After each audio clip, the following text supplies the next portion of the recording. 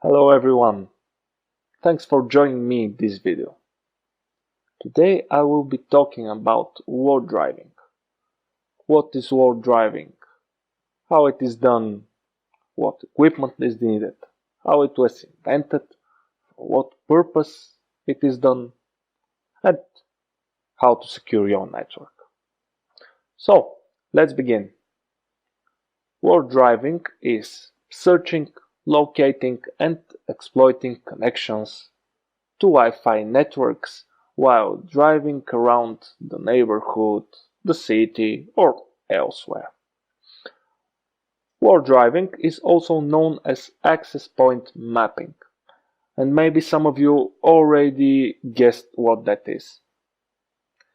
But let's start with little history. The term wardriving is derived from the 1980s phone hacking method known as ward dialing.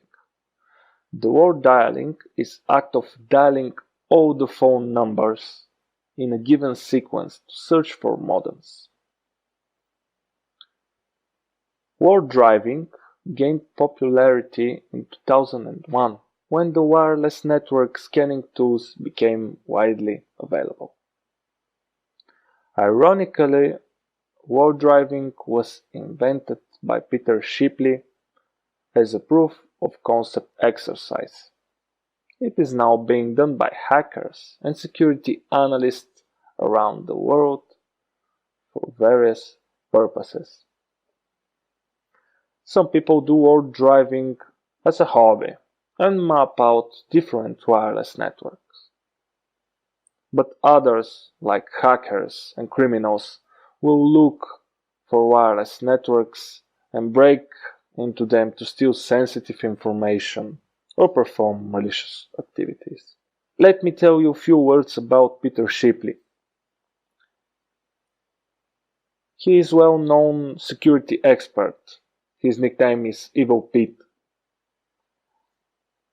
He is a special guest at DEF CON and other security-oriented hacker events. He prefers to demonstrate the security flaws he discovered as they exist in the real world. Lately, he has been concentrating on the security of wireless networks. As we already know, that the wardriving is searching for Wi-Fi networks from a moving car, motorcycle, or any other vehicle, and the goal is locating Wi-Fi signals. It turns out that wardriving may be as simple as searching for Wi-Fi using a smartphone. However, for successive wardriving, it is necessary to have a hardware and software configuration specifically designed to locate, document, and map Wi-Fi networks. This may be accomplished by an individual or by a group of people, with one person to drive the vehicle and others searching for Wi-Fi networks. So the wardriving equipment typically includes a vehicle, car, truck, or motorcycle, a portable device. It could be laptop, notebook, even smartphone.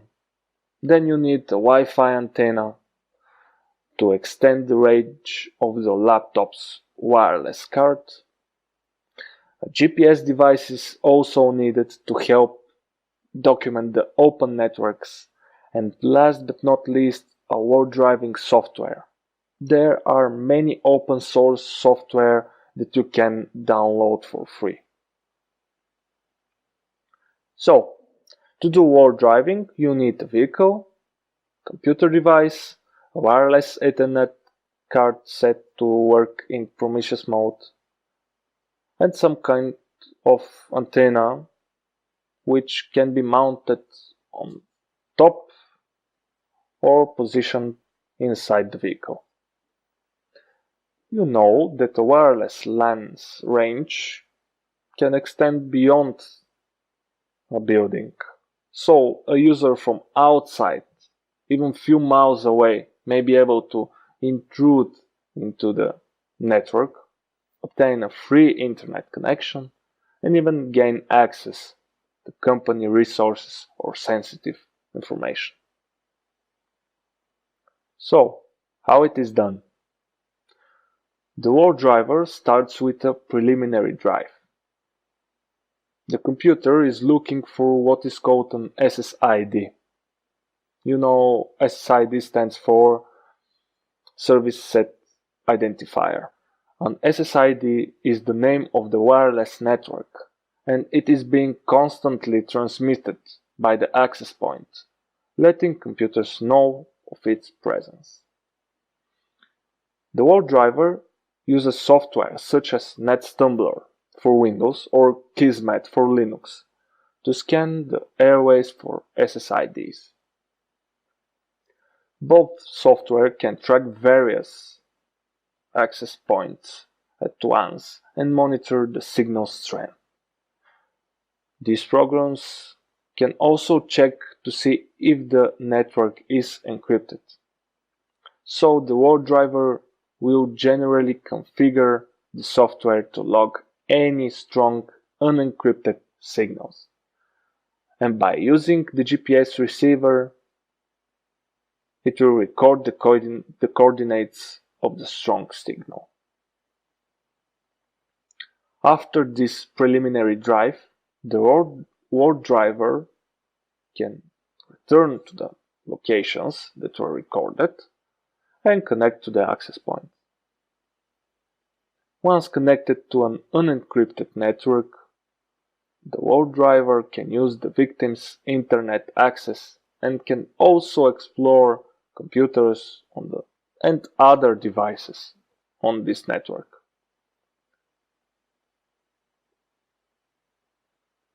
If any information is being shared within the private network, all of that information can be captured by the Wardriver.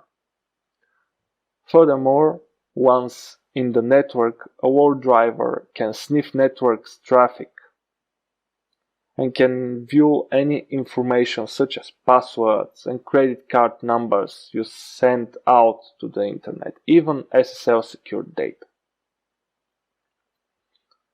Wireless network vulnerability is a major problem. And as more and more households purchase wireless technology, the problem of insecure networks increases. The implications are huge, since through Wardriving, details about open and secure networks can be made public. Many individuals and even organizations are not worried about their wireless networks because they could spot the Wardriver in front of their house or respectively building, and they can deal with the attacker in no time. But recent wireless technology developments enable a network to extend far beyond the parking space of a building. In some cases, a wireless network has the ability to span several miles. Now, an attacker can stay far away from the building and still catch a strong signal from the network. So how to prevent it? The most important measures you need to consider to protect your home and your business from Wardriving is to change the default router SSID and password. Most of the routers are coming with default SSID and password configured. People experienced in working with routers know the default passwords for different routers, and the make of the router can be seen by a Wardriver software such as NetStumbler. It is important that you secure your router with a good, strong password. Use strong passwords with many symbols. Use both upper and lower letters. Use numbers and even special symbols. But do not use common words because they exist in the most brute force files.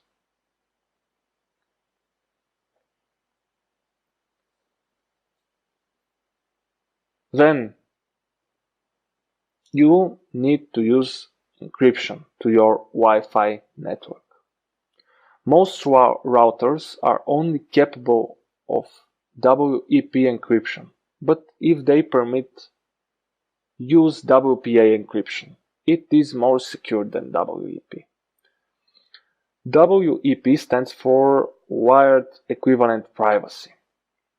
It implements a data encryption scheme that uses a combination of user and system-generated key values.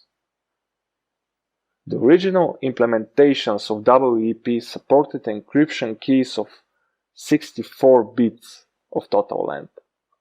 To increase protection, these encryption methods were later extended to support longer keys, including 128 bits of total data and even 256 bits.